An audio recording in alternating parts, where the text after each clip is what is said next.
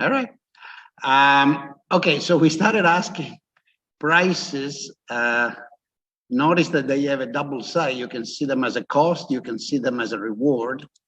We tried to do some common sense economics and asked about what happens in the basic situation when a price comes around, which is somebody buys something from somebody else. All right. Then we asked a question here that we have not addressed yet.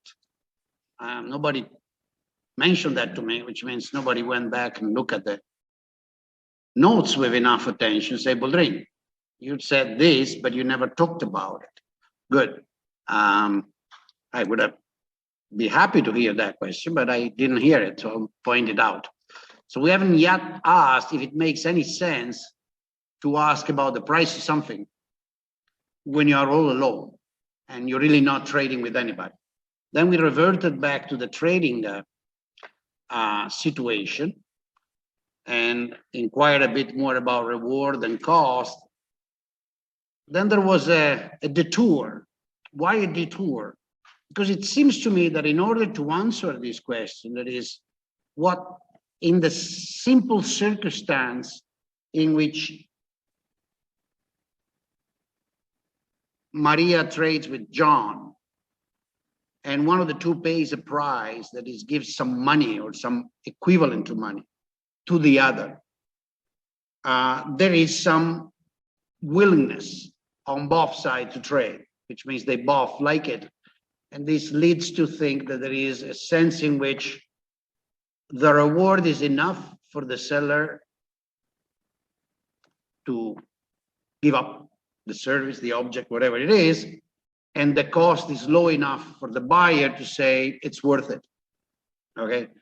As we have seen, this may depend on a lot of circumstances, income, we will see more today about that, but there is a degree of willingness, and in most transactions, in non-extreme circumstances, that degree of willingness is complete. You just enter the store with the intention to buy something, okay? Now, this leads almost automatically to what's known as the theory of price as determined by marginal cost, marginal utility. We will see that that's not automatic and that all things can be reformulated in a much, I think, better and less, how can I say, narrow-minded way. But nevertheless, their approach to pricing is seen by many as ideological, because it seems to suggest that the price is just. Okay, I don't think it has anything to do with that. And in fact, I hope between today and Thursday and then Tuesday next week, when we will switch from price to value, to convince you that that's the case, that there is no value judgment whatsoever. The price may be totally unjust. It's still, if it is not imposed with a gun, it still has to satisfy these two constraints. But so I made a detour on that because this is seen often as an ideology. And when we will have time, I think between late today and then Thursday, to look at the historical approach to pricing and then to value. The two things are obviously connected. I haven't put them one after the other by chance. We will see where the ideological debate is. So this I like to stress. Then we went back, and pointed out that when you look at price as a reward, then you have to bring up all these things that those of you that have taken classes in economics must have heard already. I just repeated them very quickly. But so those of you that have no idea whatsoever about the notion of having a utility or a reward or a felicity, people give it many names.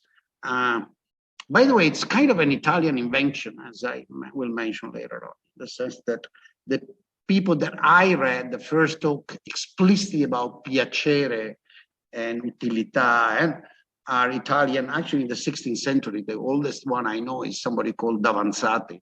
But then obviously Galliani in the 18th century has it all worked out, and Beccaria after them, but Davanzati is the first. But it's because this is seen as a very ideological, I don't see why it is, but I want to make sure that at least you understand this notion. If you don't, ask. This applies also to the people online. Hey, do you see me? Also to the people online, especially those that are taking the class with interest. The interest may be due to intellectual interest or the fact that there will be an exam and they want to get a good grade. So if you don't know what these words mean, ask. I also mentioned that underline this, there is a huge problem. And let me actually say a few more words on that problem, which is one of the crucial problems that people that do economic theory have in mind, which is in what sense humans decide anything. And if there is a sense to the word of deciding, I know this sounds strange, right? But we all assume that there is something called free will and stuff like that. There are reasons to doubt. I have reason to, personally, I doubt it makes any sense, the word free will, but I don't want to go into that. That's topic for another class. But anyhow, theoretical economists have been struggling with that problem for many years, for many decades, I would say for more than a century. And neurosciences have helped a lot because at the end, you can have the discussion about free will at a very metaphysical level, talking about the soul and stuff like that. Or you can go and say, look, let's see what happens in the brain, okay? See if we have any idea what happens in the brains of the humans and see what it means to decide, what actually operationally at least happens in the brain circuits in the various areas of the brain when we use the word, oh, Anne has decided to put on a pair of shoes, okay? Or to push a button. And people have tried, and I just recommended to the curious among you to go take a look at Aldo's and Camillo's website, because I think they're two very distinguished Italian scholars. None of them work in Italy, unfortunately, but they're very Italian, trust me. One is very grossettano, maremmano, and the other is very Roman. But he cooks very well.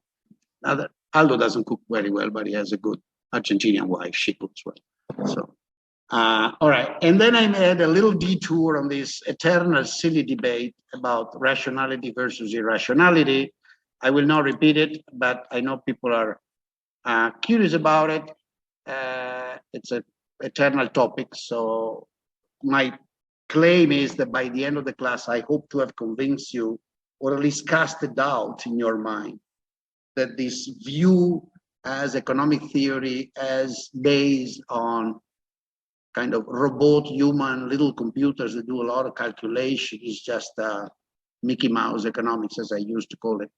And Mickey Mouse is a very interesting comics, but it's good for children. It's not really for grown-ups. Okay, so that was the thing last week. Today we'll go, so if there are no questions on this, either from you or from the audience, will go ahead. And you stupid things should just move away because I need to use this. All right. So 3.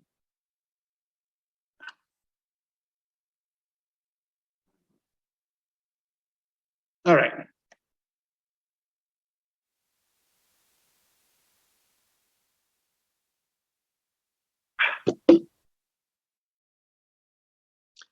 We did a bit of this. Let me repeat it quickly. And again, I want to make sure you are.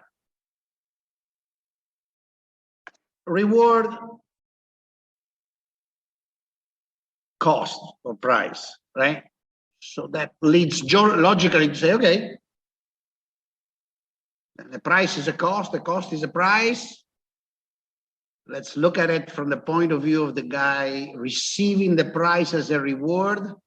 Why does she see the price as a reward when she sells something? Well, she sees the price as a reward when she sells something. Looks like a test of your English, or my English better. She sees the price as a reward when she sells something. Liza likes gin and white wine. It was an exercise when I was a teenager at school. Because she has some cost. And then we can have three situations. The price being offered is less than the cost, equal to the cost, higher than the cost. And we say, well, let's try to think a bit about what common sense suggests we would see in these different circumstances, how people would react to those circumstances.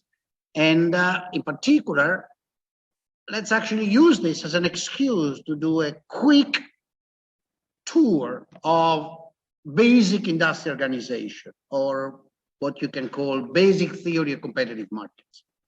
It's going to be very quick, very basics, and it's all going to rotate around price because that's the topic. But when we ask about what happens when price is less than cost, equal to cost, larger than cost, we are led to also wonder, you know, what do people do? Okay. Well, when price is below cost, I would, if I can, refuse to sell. Right? Notice that I have not defined yet what the cost is, and we will have to see that, in fact, in computing the cost is the difficult part, and it's where there is a big debate that has a lot of political or social logical implication. But in general, if the price on the market is below the cost, I refuse to sell. Now, I want us to pause, though, if I refuse to sell, I essentially am getting out of the market. Now, this could be a temporary situation, so make a note. As you will see, that for a long time, for about 300 years, 400 years, economists kept thinking that there was something like a normal price, and then there were fluctuations. I will discuss that more Thursday when we talk about value, okay? But if it is not a temporary situation, that is, if it is not just for a few minutes, for a few days, but it lasts, then people will leave that market. All the people for which price is below cost will leave the market, right? That seems to be. Now, notice, if we say some people will leave the market, we are implicitly saying some other people will stay in the market, right? Now, this implies what? That we are on the back of our mind, without saying it, we are thinking, economists say, assuming, that among the people that are trying to sell something, costs are not uniform. So the statement, price is below cost as some people leave the market, implicitly has costs are heterogeneous, and some people have lower cost than others. For those of you that have some background in economics, does this remind you of any fundamental notion?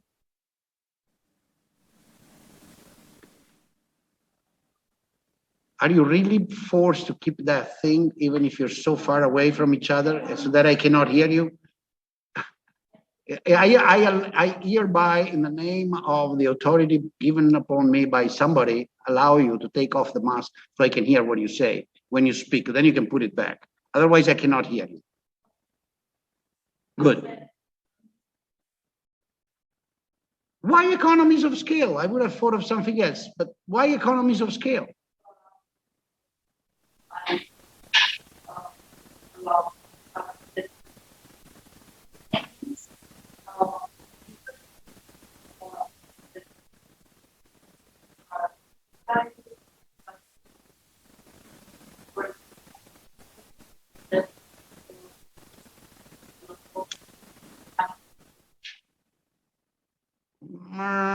Let's try to think at a simple thing. Some people have a lower cost of producing a gadget than other people. And the two gadgets, gadget is an English word for anything, okay? And the two gadgets are equivalent for the people buying it. So they sell at the same price. It's just that my cost is higher than this. If this is the case, what could be the reason? You say economies of scale. economies of scale would require that him and I have two different sizes of the firm, and his size favors him to me. That could be, but we don't need to have that complicated a thing. Let's see if there is. That could be another. Somebody has a better way of doing it, but we're kind of repeating it because if his cost is lower than mine, he must have some technique that is better than mine if we do the same thing at the end, right? I'm trying to push up for a more abstract concept that works 1 and 2.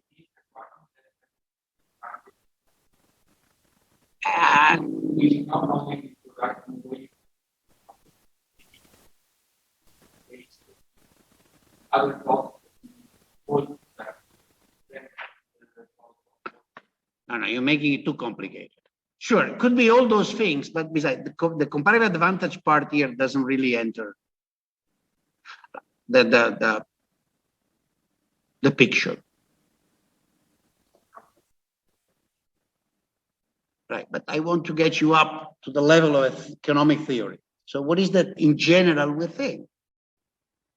There are, let me say it, inframarginal producer and marginal producers. That's it. Always and everywhere, in every market, you will find, or at least experience says, fact says, then we can examine all the suggestions you've given, 1, 2, 3, 4, 5, 6, no, 5, have something to do with that. There are different facets of what it could be. But the point here that we want to think of, which is often forgotten, is that producers, let's not even call them firms, are just heterogeneous. It goes back to the old story of, given that this has a historical component, David Ricardo. He was the first to observe systematically that there was a piece of theory that you could get out of that observation. He did it in thinking about land and agricultural production. He said, technology for producing wheat or grain was not so heterogeneous. It's fairly relatively simple at the time, even if the time of Ricardo is a time of great mechanization of agriculture. You know, the Green Revolution starts in the 18th century, really, at least Northern Europe. And in the 19th century, when Ricardo was writing, it was in full blast, but the population of England was growing and they were being fed, and the population of England was growing remarkably. But they were not so complicated, okay? And he said, why is it the sun guys have a lower cost than others? He says, basically because they use land of a better quality. And those with the land of better quality have a higher yield. They have to work less, and the yield per hectare or per acre, he was using the British measures, is higher. And when the yield per acre is higher, you can sell at a lower price, or at least you have a lower cost. Now, why is that observation famous? Well, first, because it's the first that does it in a clear way, but also because it makes you understand a simple factor. Land, we think of it as a uniform input. No? Land is land, un pezzo di terra. No?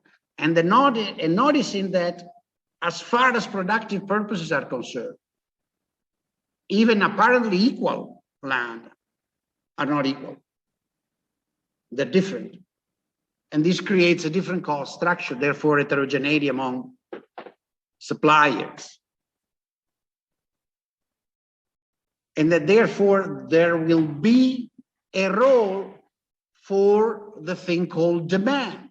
See, I'm trying to not introduce too many concepts, but it's clear at this point that if I have a whole sequence of plots of land, one different from the other, and they're all producing grain or barley or wheat or whatever you want.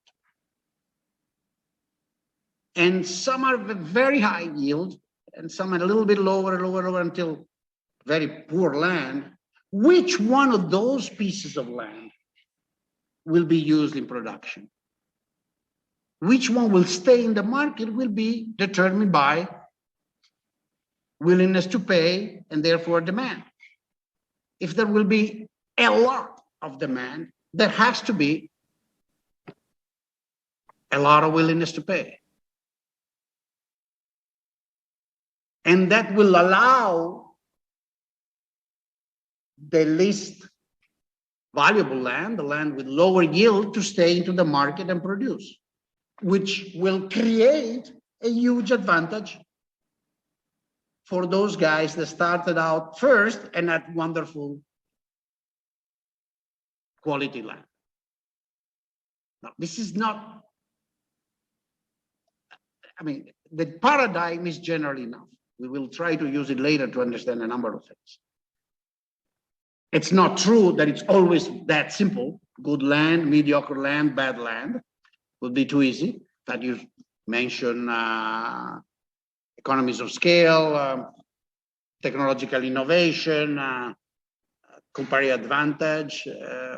I know I forgot what the other was. All facets of the same thing. The point you have to understand is that when I say price is less than cost, so some people will stop offering that good or service, I am implicitly thinking or assuming, given that we are economists, remember the can opener, we always assume, okay? Assuming there has got to be heterogeneity. Somebody stays on the market. Now, exiting is easy. If the rewards I get for what I do doesn't cover the cost, I leave the show. I may go bankrupt, or I just leave the show. I leave the market. Leaving is easy. We'll see that entering is not that easy. Entering, we think, should happen in the opposite case. And again, Ricardo may help us. We'll see that there are more sophisticated versions of the story. In particular, at the end of next class, I will, and then starting at the end of the next topic, value, and then in starting the third one, I will try to talk to you about Marshall, the various variations, the so-called Marshallian model of an industry. But now let's stick to the very simple world of grain and land and just workers that go seed and so on, right? So if price is larger than cost, in our story of the land, what does it mean? It means that there is a willingness to pay that is higher than whoever is producing has to spend resources to produce, okay? So there is a difference there, and we call that difference with different names, interesting. We call them rents, we call them competitive rents, we call them profit. And we try to attach different meanings to those three words, even if they measure the same difference, price minus cost. We'll try to see today a bit carefully why we use different names, which obviously will depend from the circumstances in which price is larger than cost. In fact, think at the example of Ricardo, which is the simplest. Okay, price is larger than cost. What does it mean? It means that right now there are some characters that are selling at a price higher than cost. This was true also before, right? And we said this is true because if there is a, we call that inframarginal. By the way, are you familiar with this terminology? Okay, let me, well, I can do it with my hand. It's relatively, take away this also the other side. Imagine the demand curve, right? The demand curve means what? It means that there is one person here that is willing to pay a fortune for that good. think at those of you, I'm sure there's nobody in this class, that not only are willing to pay a fortune for the new iPhone, but are also willing to wait the whole night in front of the store. Okay? Then there is another one that is willing to pay that price, but is willing to wait only a couple of hours in the morning in front of the store. Then there is one that is willing to pay that price, but will go there when the store opens, and so on.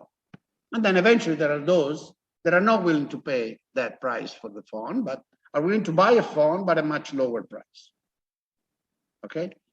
If right now the land where the iPhone grow, right, is very limited, and there is only the very efficient land being used, there will be little grain supplied, little iPhone, very few iPhones. And those characters that are willing to pay a fortune for the iPhone will snatch it. The producer will be very happy. Right? I have a very efficient land, it has a very high yield. And these guys are willing to pay me 4 times what it costs to me. Oh, good. Now, in the story of the land, we know how it's supposed to go, or at least how the story of Ricardo and also practical experience suggests. If that's the case, some other people will start to cultivate pieces of land to grow iPhones. Right? They will seed it with Motorola. They will go at night and put salt and other things that help, or I don't know, siliceous that help iPhones come out from Motorola. And then eventually, days or weeks later, there will be trees with iPhones hanging by the branches. Probably they will use less efficient land, so their cost will be higher. But as long as their cost is lower than the price that somebody is willing to pay, they will come in. So imagine what's going on is that progressively you have this strange situation, ideally.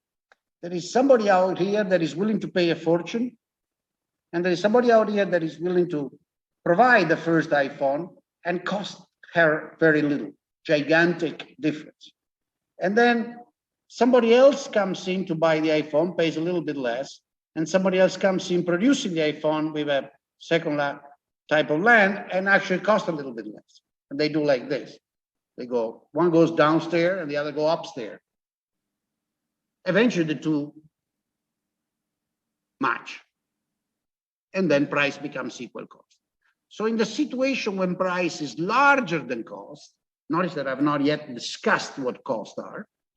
In the situation which prices are larger than cost, common sense says people will try to use other pieces of land, other materials, to get into that market and capture some of those rents. What's the key aspect here? It's a key aspect because for a long time it didn't seem to be so relevant. It's becoming very relevant in contemporary markets. The key aspect is the land is available and there is free entry.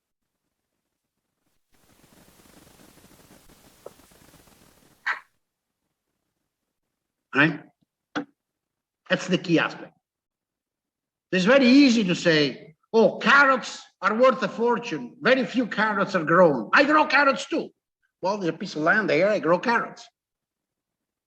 Land is idle. I grow carrots. But what if there is no land? In general.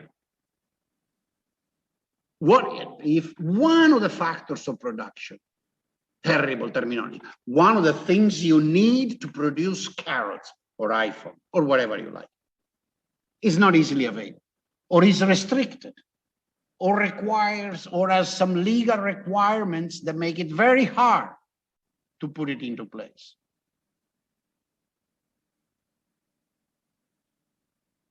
The competition doesn't come around for free. It's not the competition, it's the natural state of the universe. Now, if there is somebody listening to us, either here in class or somewhere else, with some ideological bias from the other side, I think the competition is the natural state of the world, I'll be happy to discuss it. But let's think a moment. Let's just think a human history. Competition is competition for an economist is the thing I just described.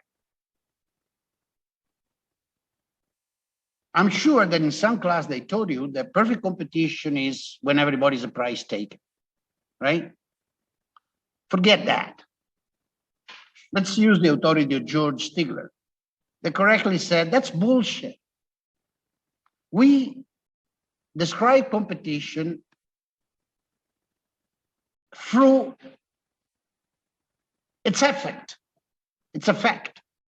the way it appears to us, what it's supposed to produce. Yes, when competition is completely realized and it's truly perfect, then people become price takers. But that's the end of a dynamic process. And the interesting thing to study is the dynamic process.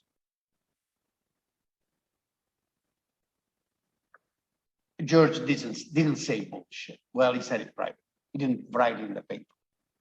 In the paper, he said, it's fine to the extent that we don't have a way of modeling and analyzing with logical steps that are also usable for analyzing data, this process of entry and competing and blah, blah, blah, until the price becomes equal to the cost. Well, we can try to approximate the idea of free competition by saying price equal cost. And certainly, if I have to look at a market, if I'm asked, do you think that price is competitive? It's reasonable that I start asking, are people price taker in that market? Because if they're not, I better look carefully because chances are that market is not competitive. But if I want to understand what competition is a process. It's not a static picture of a market. And it is that thing that should yield price equal cost, starting from a situation in which price is larger than cost. But it's not an obvious thing to happen. This is actually something that economic theorists have had clear for a long time. There is a complete misconception going around due for a variety of reasons that economic theory predicts the competition is a natural state of the world. No, economic theory predicts that actually competition is not a natural state of the world.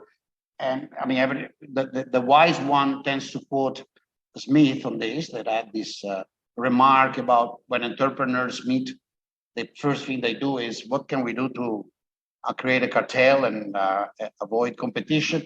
Yeah, but that's actually, to tell the truth, it's the less, important or less dangerous problem. The reason why competition is not easy to come around and much more complicated than a few entrepreneurs sitting around at a coffee table or a restaurant, drinking a lot of expensive wine and agreeing on price fixing. Typically, the legal constraint to entry, the lack of the productive factors, the lack of the input, the fact that nobody in that relevant market can get the piece of land that is needed to grow the carrots. That's much more frequent. In fact, let's use it as a refrain for the old course. Did you ever ask yourself, in Italy, everybody hates Amazon? Not everybody. Everybody say they hate Amazon, then they use it, which means they love it. But forget about that. We are a contradictory people. We like to be contradictory, contradict ourselves. It's part of the folklore. But ask yourself the following question. Amazon was not always the gigantic machine that it now is, right? Roughly in the years in which you were born, the oldest among you, or a few years before you were born, Amazon did not exist. And at a certain point, it was just a little storage room, really small, literally a garage, in Seattle, Washington. And it sold books. In fact, I don't know if you know the story of Amazon, but it's very interesting to know that Amazon is a product of academia. The first clients of Amazon, all the oldest clients, are all colleagues. Why? Because Amazon, when it was born, was the paradise of the academic. He had all possible books. The books they're not even in your library. The books you cannot find, the books that the bookstore would say, yes, sir, we can get it to you, but it's going to be a couple of months. And Bezos said, no, I'll get it to you in 4 days. There was no Prime at the beginning, and it was not overnight delivery. But it was, 3 days, 4 days, 5 days, if you were in the United States. And you didn't have to go to the library or to the bookstore. You could do it from your office.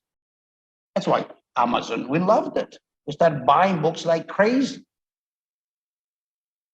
Completely, like crazy. I remember I was a pen. We used to buy books like it was like just for the hell of it. But it was very small. So the question was, why nobody imitated Amazon? Not now. Now it's tough. But back in 96, 98, 99. Right? Let's ask this question. Why nobody imitated Amazon?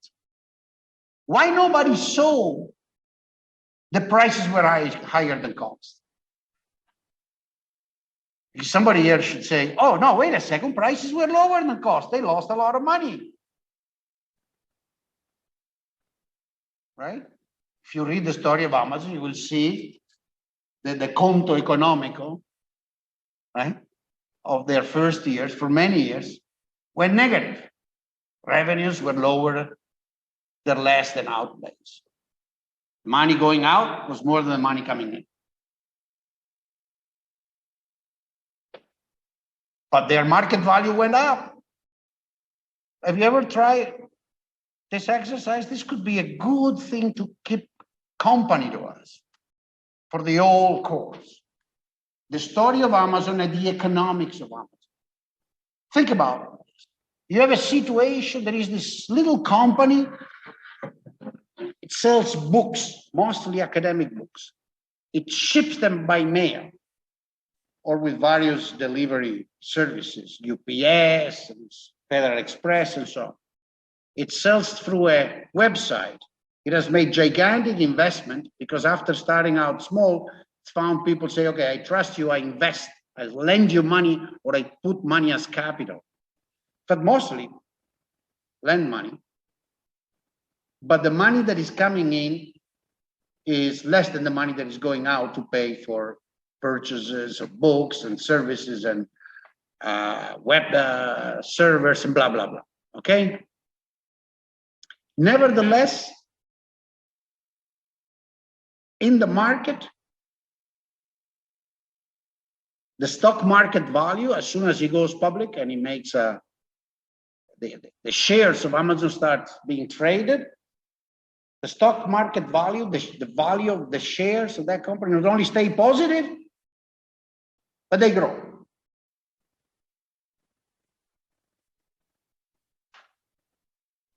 This is a case in which the market was right. Why we know it's right? Not because I am a believer that the markets are always right. The markets are often wrong. They're more often right than wrong, but they're often wrong. 70 is larger than 30. You can be right 70% of the times and wrong 30% of the time. 30% of the time is a lot of times. But in this case, it was right. And why do I care? Well, because I can follow it and because it allows me to introduce you to the notion of cost that is next. Evidently, if the market was pricing the share of Amazon above zero and growing, they must have believed what of these three situations? They must have believed, I'll give you the answer, that the second one realized,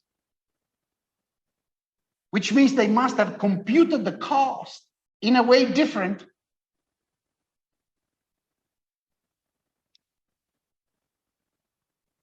than the regular accountant would.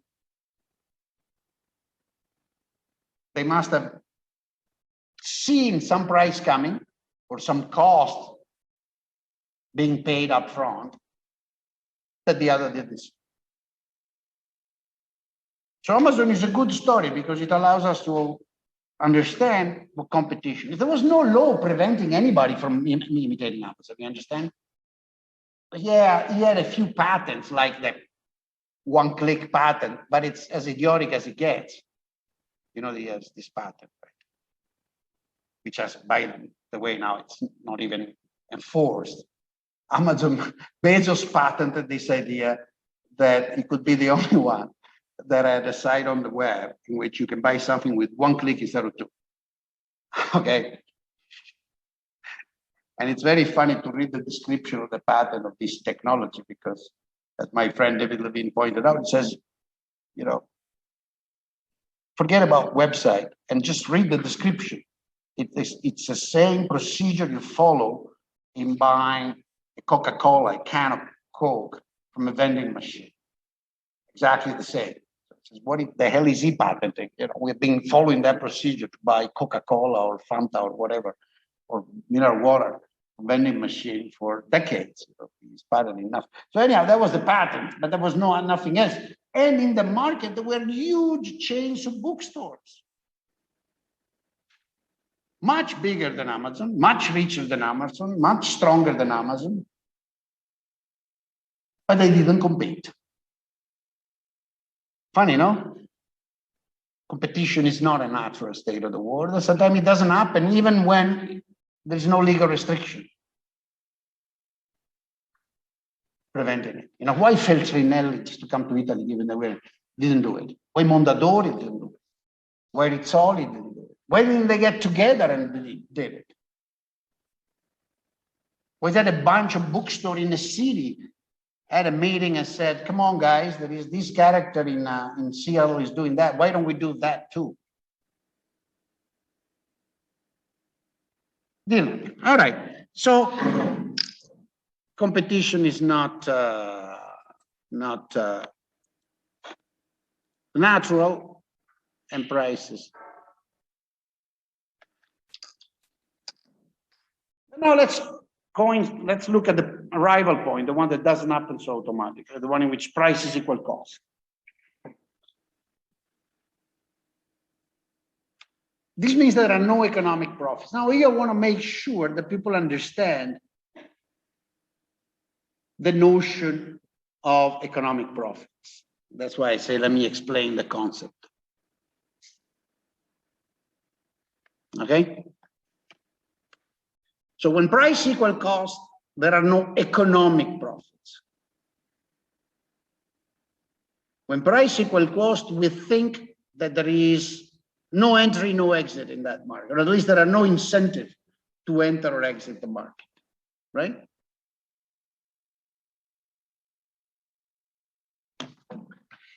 Historically, economists thought a lot about that. In some sense, if you look at all the first celebrated economists, classical ones, we'll discuss them better Thursday. Thursday we kind of dedicate our class to the classics, focusing on price, value, and cost, obviously not everything. But they had that in mind. They thought that was the normal situation. That in the long run, the world is like that. Price is equal cost. In the cost, they included everything. What is everything? Well, they included what we call pecuniary and non-pecuniary cost. Economic analysis is a bit accounting, as you notice, remember what I said the first class. I think accounting is fundamental. You can't become an economist if you don't do accounting properly. You have to do accounting very well. But then you have to go a bit beyond accounting. Okay? Accounting helps you to understand pecuniary costs. And it helps you to understand how costs may be distributed over time and have to be capitalized or not, okay, or discounted. And the same for revenue. But then you have to think at the non-pecuniary side of a cost. For example, maybe the librarians in France or Italy or Spain or the United States that decided not to give it a try and imitate Bezos, for it was too risky. What do you mean it's too risky? Is risk a cost? Well, it is. People say, blah, blah, blah, psychological nonsense. No, not really. A lot of stuff we don't do because we think it's too risky. A lot of stuff that we don't do because we think it's too risky has economic implication. But I'm pretty sure that a lot of people thought to do like Bezos and then said, well, it's very risky, you know. You screw up, we make investment, we go borrow 5 million here, 5 million there. We don't do it the right way. We just lost all the money. I have the little store. The little store is working fine. I'll keep the little store.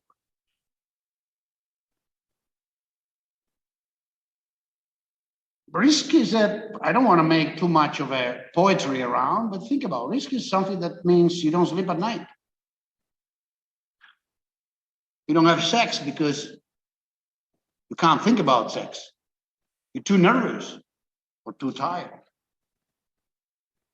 You start having red pimps all over. You get scratches. Risk is risk. It's part of the non-pecuniary side of cost, but given that we're talking about competition, and competition requires some people to compete, the uncertainty around every act of competition sometimes can be sometimes it's not very high, sometimes it's standard. Lots of people, I've noticed that everybody that doesn't know what to do around here opens a restaurant or a bar in Venice. They sell cicchetti, horrible cicchetti. Okay, they used to be good, sorry to say, quality has gone down. It's not so risky. Tourists keep coming. So not every, that's a form of competition. And there is no doubt, from the impression I have, that in Venice we're still at a situation in which price larger than cost, even in the Baccaros where they sell the cicchetti in the open, right? We'll talk about that in some other case, okay? So that's a not so risky component, but there are other cases in which there is risk, fatigue, learning, effort, all kinds of things that are non-pecuniary. They're all opportunity costs in some sense. They don't have a representation in the form of money, but they do play a role, sometimes a crucial role, in determining if price is equal to cost or larger than cost. When the economists talk about economic profits, they try to capture this thing. That is that in the people, in the whoever it is that contribute to an enterprise that produces something, some of the costs of doing things are explicit because they're pecuniary. You got to pay something. Some are not. Some are opportunity costs. I could have been doing something else instead of doing this. And because I'm doing something else instead of doing this, there is a cost. Or in doing this, my life changes to such an extent that it becomes a huge cost. Hence, the reward is to be higher.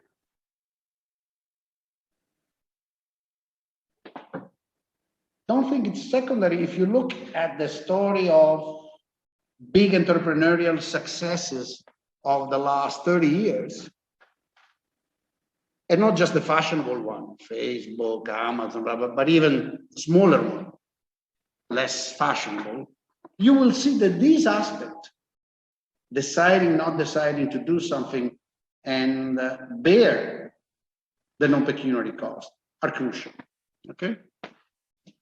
So it's not easy to figure out what the hell costs are.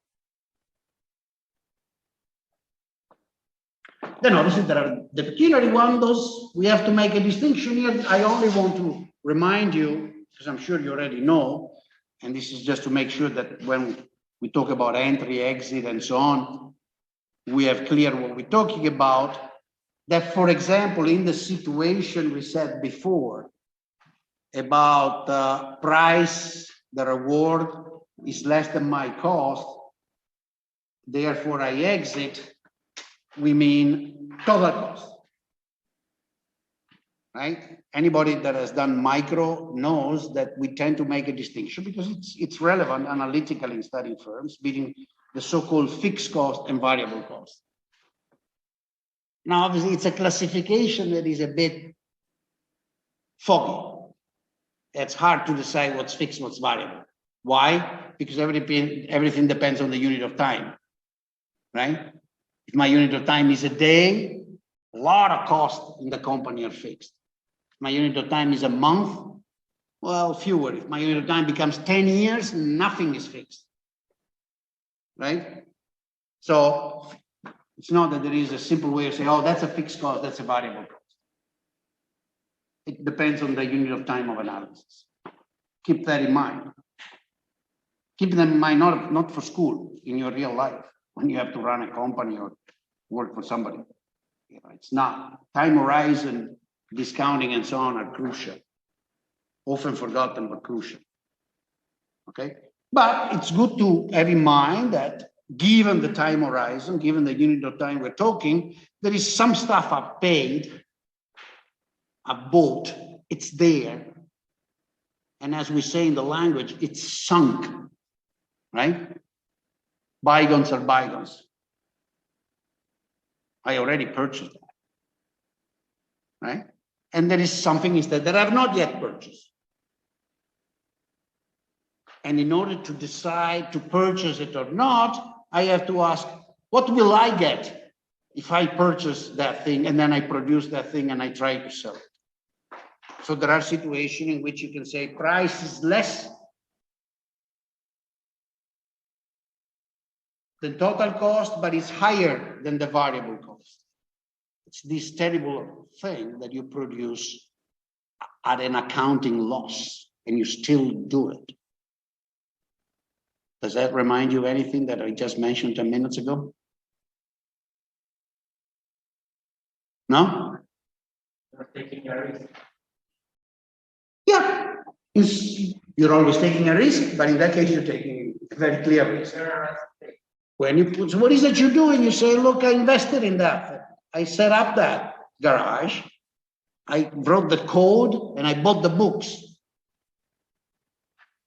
Yeah, true. Now, if I also pay the Federal Express or UPS and the web server and I sell the books, I mean, I get active day by day to sell the books. The money I get for the books is less than the total cost. But it does cover the books. It doesn't cover the garage and the other costs, the fixed costs, those that I've already paid for. But it covers the variable costs. So at the end of the year, I will have a loss. And I stay in. Why? Because obviously I think that my cost will go down or the price will go up. That's the risk. But it's a very clear risk. You're understanding the game you're playing. And clearly with Amazon, many people didn't understand the game they were playing. They didn't understand that they could be that patient of making losses and losses on losses year after year and kept going. And that's why they decided not to compete. They thought it was dead already. No reason to compete with somebody that is dead, right? It's going to be going out of the market by itself. You don't have to get into the business. It didn't work that way. And this also, what is intertemporal cost? It's another foggy concept, but given that sometimes I mention it, I want to make sure we have the language, right? It's rata e risconti for those of you that have done ragioneria in Italian, right? I don't even know how it's called in English because I didn't do accounting in English. I did national income accounting in English, so I never did firm accounting. So I don't know what the word is that it's used technically, but it is the fact that some costs have to be spread over a large period of time, and some are incurred upfront, and then from an economic point of view, the payment is upfront, but then the actual cost is distributed over time, and vice versa. Some are paid at the end, but they are being, from an economic point of view, carried out now, and the same for the rewards. By the way, this is all stuff that we can do only because of that thing we started our class with, double entry bookkeeping. No partita doppia, no way of thinking about this. Partita doppia is the only thing it's the instrument and its elaboration. Now it's a lot more sophisticated. But basically, if you think of the basic intuition, and I know that in accounting there are new theories every second day. Even there was a few months ago, I was corrected on some social because I used the terminology conto numerario, conto non numerario, because somebody teaching accounting somewhere said, "Oh, that's old-fashioned. You're not up to date. We call it in a different way." Yeah, you call it in a different way, but it's the same thing. If there is something that is interesting about double entry bookkeeping, is that the basic intuition has been the same for 700 years, 800 years, still is. But then you change some detail. But without that, all this debate we are having would be impossible. Which is the reason, let me say it again, why I think if somebody wants to say what's capitalism, capitalism is that economic system in which we use double entry bookkeeping. There's no other definition, I think, of capitalism than this. This one works. Opportunity cost, I already mentioned. Totally, very, very important. Never forget opportunity. Think about your opportunity cost of staying here listening to me. On the other hand, think of the opportunity cost of taking that extra weekend off with the boyfriend and the girlfriend next week or the week before my exam. That also has an opportunity. Opportunity costs cut both ways. Whenever we do something, whatever it is, it doesn't matter, we better ask, what could I have done otherwise? Well, that's the opportunity cost of what I do. Okay? And then it's in italics, not by chance, external cost. Why do I put it in italics? Because I'll get to that in a short while, but clearly it's not a cost that we compute from the point of view of the producer, of the seller, or whoever it is that wants a price as a reward, right? Even partita doppia, even double entry bookkeeping does not allow us to capture external costs. What are the external costs? Are the costs that our action, either voluntarily or involuntarily, doesn't matter, either intentionally or unintentionally, either consciously or unconsciously, without knowing, imposes somebody else. Those are external costs. You don't need to be aware of your external costs.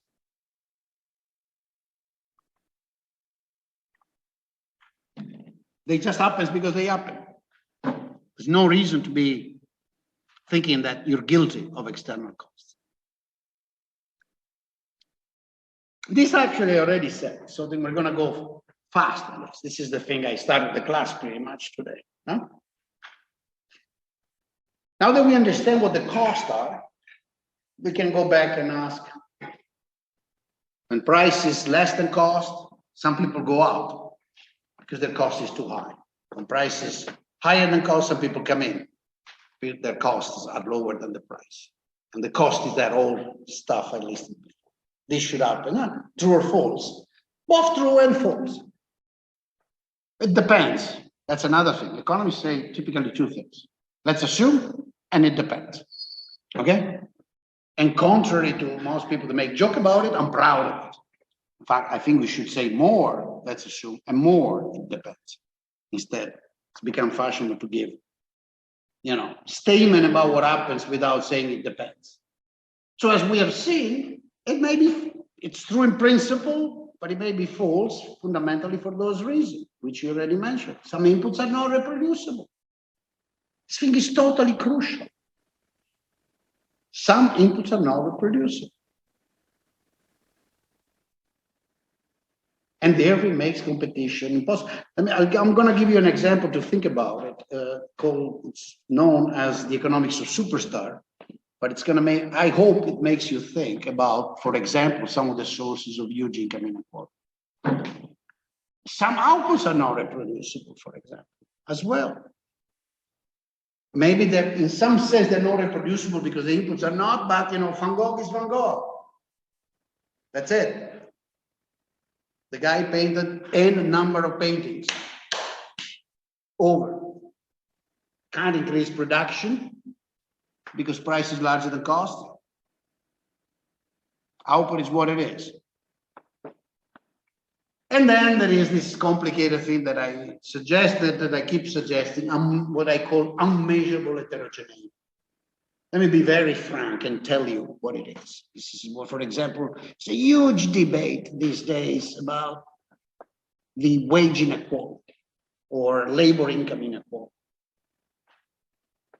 And when people try to do it, they go, okay, let me take a bunch of people, same age, same educational background, similar careers up to a point in life, even similar performances up to a point in life. Then I look at their income and they're very different. Some get rewarded a lot more. Okay? And you can't find what explains that. That is, you cannot find something measurable that tells you what it is, that accounts for the difference. Well, sometimes it's some legal or particular market power. Sometimes, very honestly, it's just that a guy is better than the other. It's just better than the other. And it's not necessarily reflected in a measurable statistics, which is linked to the first one. Think of the world of lyrics and look at the distribution of income in the world of classical opera singers or orchestra director, the so-called maestro. No? If you look at that, and in particular you look at who gets royalties, that is, who gets money, you will notice that it's extremely unequal. It's extremely unequal. Let me take another example.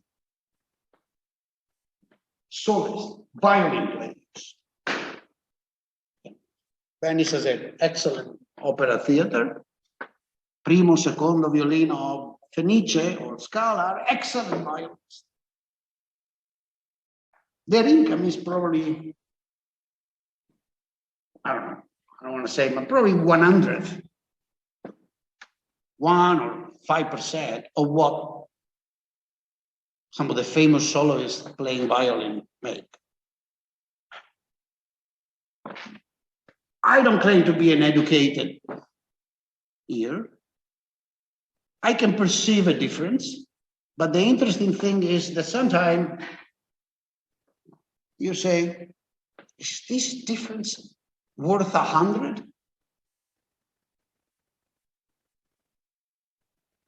I don't know.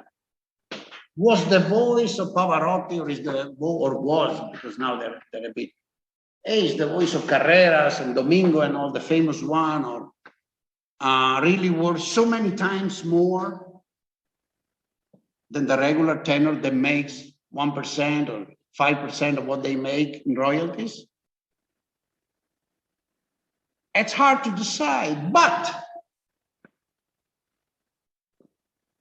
if the only way in which the violinist or the pianist or the tenore or the soprano could perform was in a theater live, then the big soprano, the best one, the one that we perceive to be best, even if it's only 10% better, would go to the big theater in the big city, say New York, and sing. And then the second one would go to Chicago, then the third one would go to Paris, and the fourth to London, or vice versa. I don't want to imply that as a ranking, and maybe the fifth will go to Milan, and maybe Venice would get the 10th.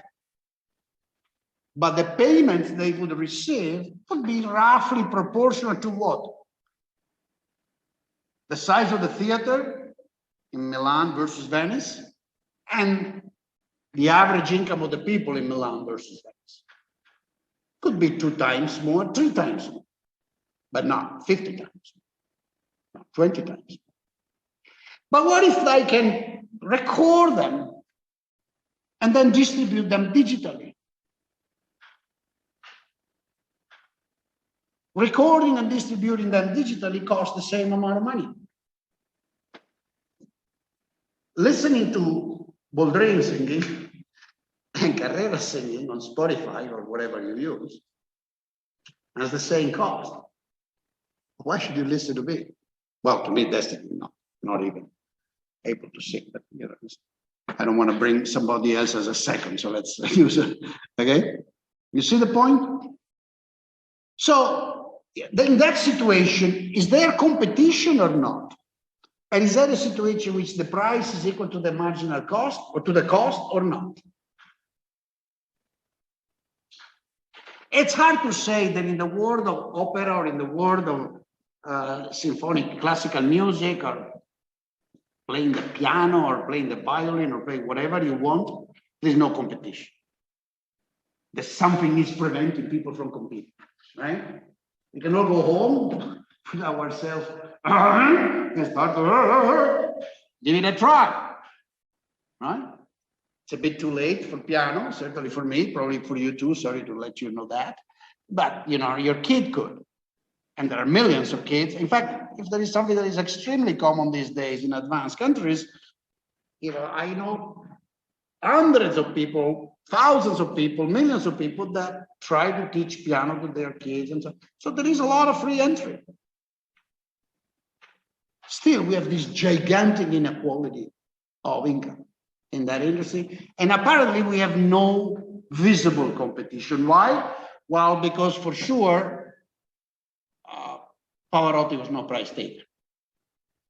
Okay? None of these guys were price takers, right?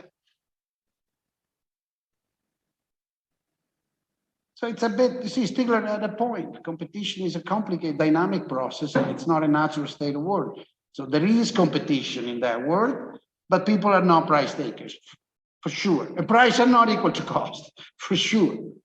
It's a huge rent. And in fact, those rents, even more funny, have become much bigger because of technological change. This is not my observation. I always like to mention this because I think it was one of the nicest insights that an old friend that is now dead, unfortunately, Sherwin Rosen, had many years ago. He said, and he took it from his experience. He said, when I was a kid, he was an American guy, about Sherwin would probably be 83, something like that. So he's about 17, 18 years older than me. Yeah, probably 38, 37. And he was a huge intellectual. He liked art a lot, and he liked talk show. And not talk show like the idiocy on TV, like the stand-up comedian. American radio is full of people, stand-up comedians, kind of. And he pointed out, when I was a kid, he said, you know, this was an industry. Every little town in America had a local theater where the stand-up comedians would come. There were hundreds of them. They would compete.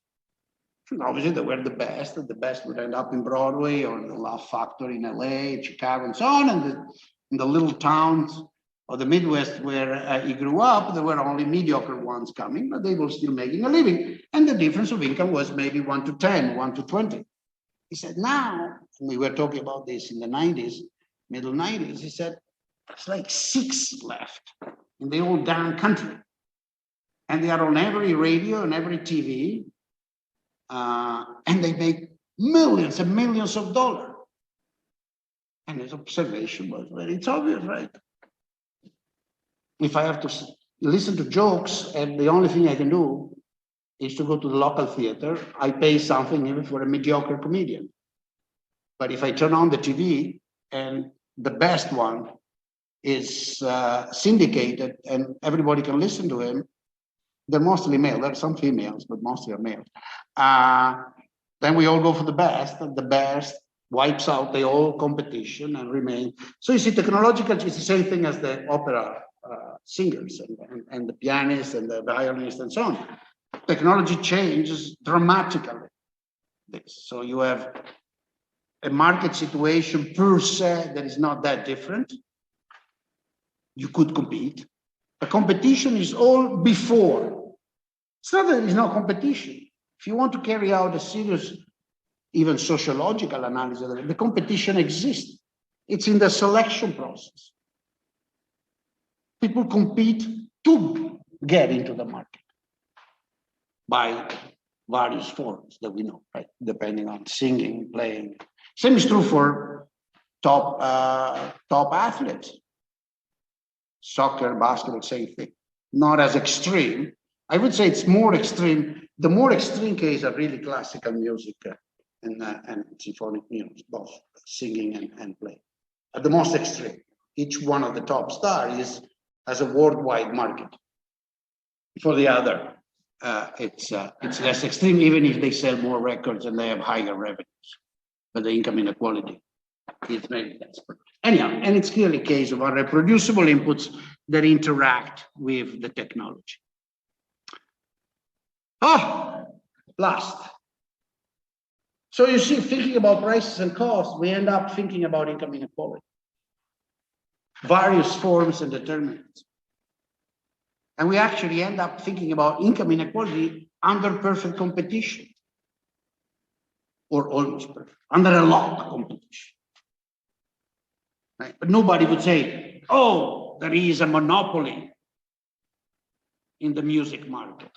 Maybe there is a monopoly, or there was, or maybe now there is a new monopoly by Spotify or YouTube or whatever, but it's not that monopoly that is creating the huge differences in reward that I mentioned. Those huge differences in rewards come from something else, okay? Now, why did I put that slide? Social cost equal true price. Because of the externality, right? See, before what I did was the private computation to get to the price. But now if I take, and this is a bit a problem with economics, which is, well, it's not a problem in some sense, it's not a limit or a negative thing. It's an ambition that economics has, and it's fine. It's a good ambition, I think, but it has to be treated with care, which is to talk about what's socially just. I know it's fashionable. Everybody has a very clear opinion what's justice, social justice. We all struggle for social justice. We all scream for ice cream, okay? But social justice is a complicated business, so I'm not gonna get into that. But one thing I can get, because it's analytically clear, is this idea of the social cost. What is the idea? The idea is that a just and efficient mechanism, whatever it is, in which something is produced, that is, something is being made, all right, has to be such to balance social costs and social rewards. Notice, if you are a political philosopher, we may start debating this with me, because it's not obvious that this is an acceptable notion of justice. Think about it. Why? Because what does it mean? Social cost, social reward. I understand my cost and my reward, maybe. I'm not even sure. Right? Some may be hidden. I may not be calculating them right. Some people will say, oh, you don't calculate your risk right. That's why you go rock climbing. Possible, maybe not. And they can say, you don't calculate your risk right. That's why you don't go rock climbing, which is good. I don't like people to go rock climbing so that the rocks are empty and I can go along. Okay, so please don't go rock climbing. But anyhow, for the social, for the personal rewards and cost, one can say, I am fairly confident with myself. But social, how do we compute the social rewards and the social cost? Have you ever thought about it?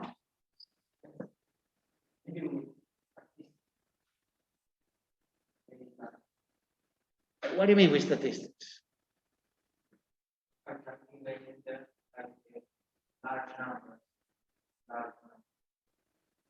Let me give you an example. What do you think are the social costs and the social reward of the Calatrava Bridge? No, I'm not trying to say, and I'll say out front, I think it's a piece of shit. I think Cacciari was a disaster. I think it should not be there, end of story.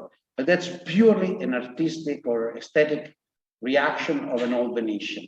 Now let's forget that and take it seriously, because maybe we'll discover that there is a way of justifying.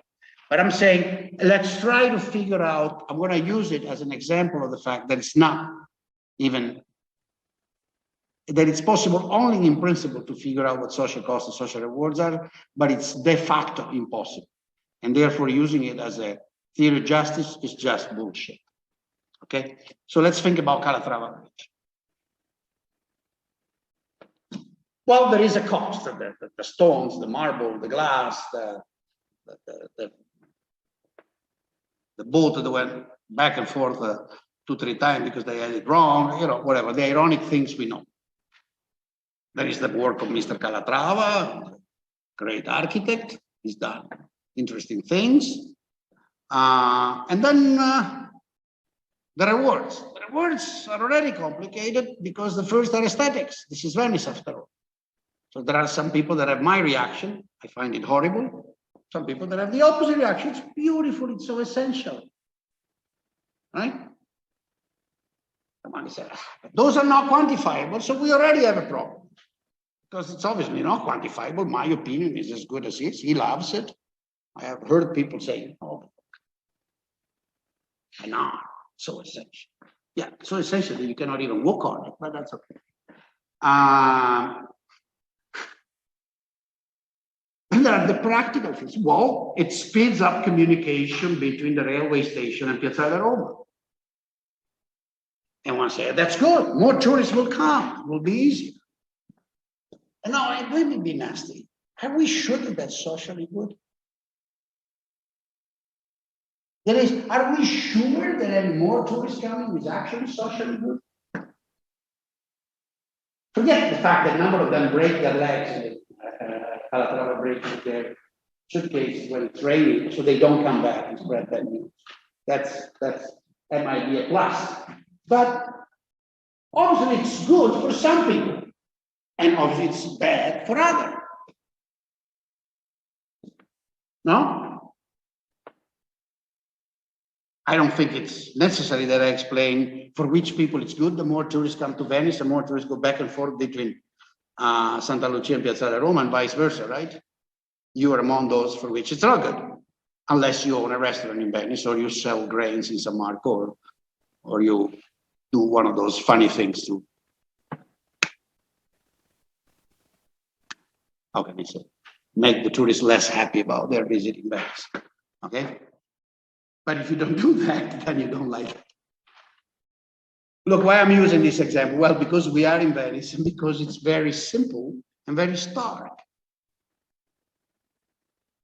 Computing the social cost and the social reward of the Calatrava Bridge is literally impossible.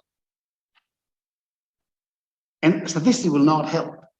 The best we can do is to actually say, okay, sample the whole population, but how many, for example? Only the residents in Venice, the residents in Centro Storico, the resident of the Provincia di Venezia, the resident of Veneto.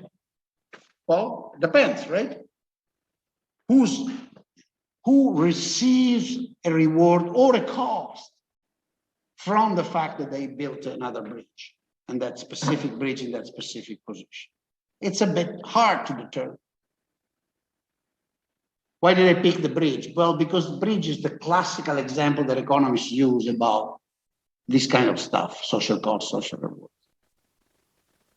But didn't you say that about anything you want to buy before there was money?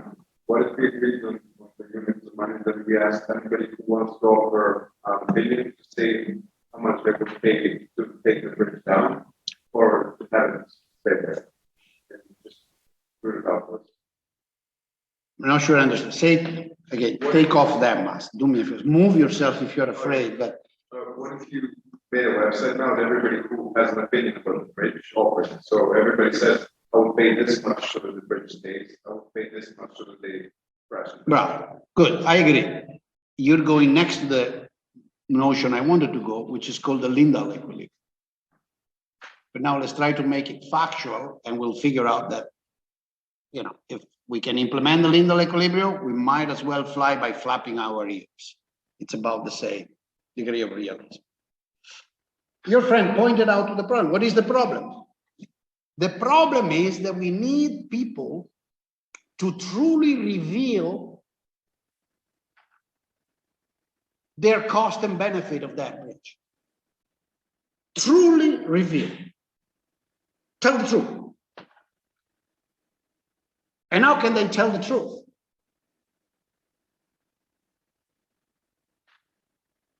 He says by putting up some money. Not enough. Why? Think about it. Say that all the people is us. All right? And that truly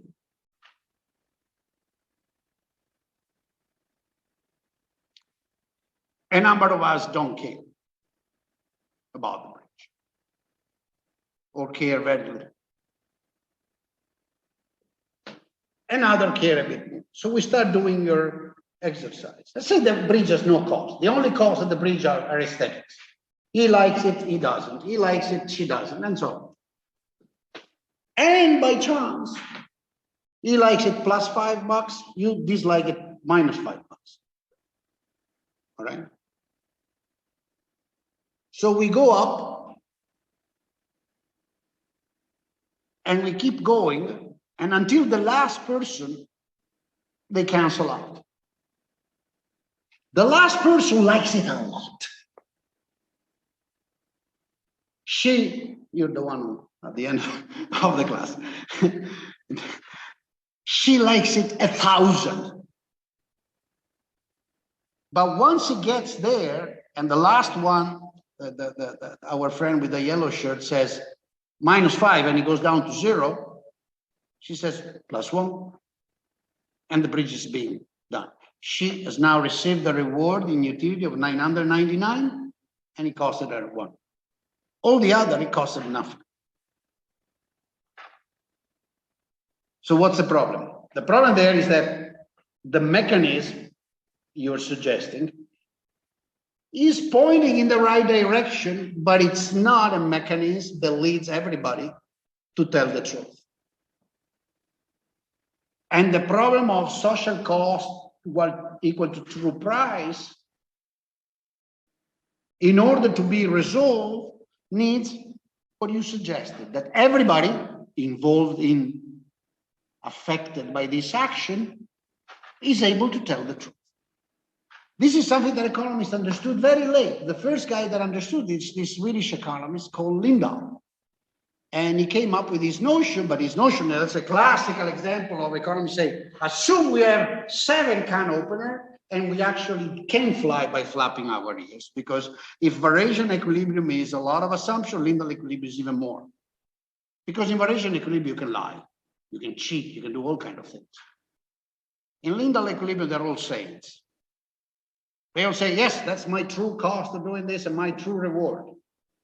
Absolutely, I have a full list of everything, from Calatrava Bridge to Rai TV to Sanremo Festival to, acid rain, and here is my cost of working.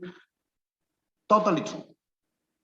And everybody reports truthfully, and then we compute the proper allocation, obviously, because once we truly know cost and rewards, then we actually have the true social cost, also the external, right?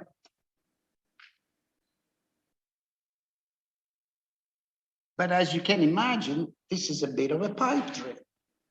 Now, nevertheless, this is a gigantic argument I just touched, and for those of you that are curious, go to the Wikipedia page, Lindahl equilibrium, it's well done, the one in English, start from there. This opened up a gigantic area of research during last century and this in economics, which is called mechanism design. It says, how do we create, is that possible? I don't think anybody dreams of actually implementing, no more. I mean, people at a certain point did. There was a whole debate between the 2 wars and also after World War II, so-called market socialism. The first one that kind of started the debate, there was an Italian, somebody, I forgot his first name, but his last name was Barone. He wrote a very nice article. I will send you a link because it's available on the Ministro della Produzione e lo Stato Collettivista, which was a confused way of trying to do this, okay? It was a big debate, which was how do we build social mechanisms so that we price things right? That is, people tell us the truth about what they're valuable, and also tell us the truth about what they're cost. Whenever you see some junk on the street, whenever you see that something is wrong and linear equilibrium is not being implemented, just to give you an example, right? But that's where we close today with the linear equilibrium. I will not, this is an introductory class, so I will not drive you into that. I will just drive you to perceive how complicated it is. But we will go back to this, which is essentially the key problem of, in my opinion, by far the biggest problem in economic theory and social theory in general, which is how do I measure social cost and social benefits? How do I decide? How do I lead people to tell the truth? And I get therefore some notion of justice that I can use. My view is that you cannot, but I think it's, because you cannot, it's very interesting to debate and think about, okay? So we'll stop here today. I insist, if you have questions, we'll put up this and I'll see you Thursday. Thank you, and goodbye to those online. Okay, we started out with 300, we're down to 60.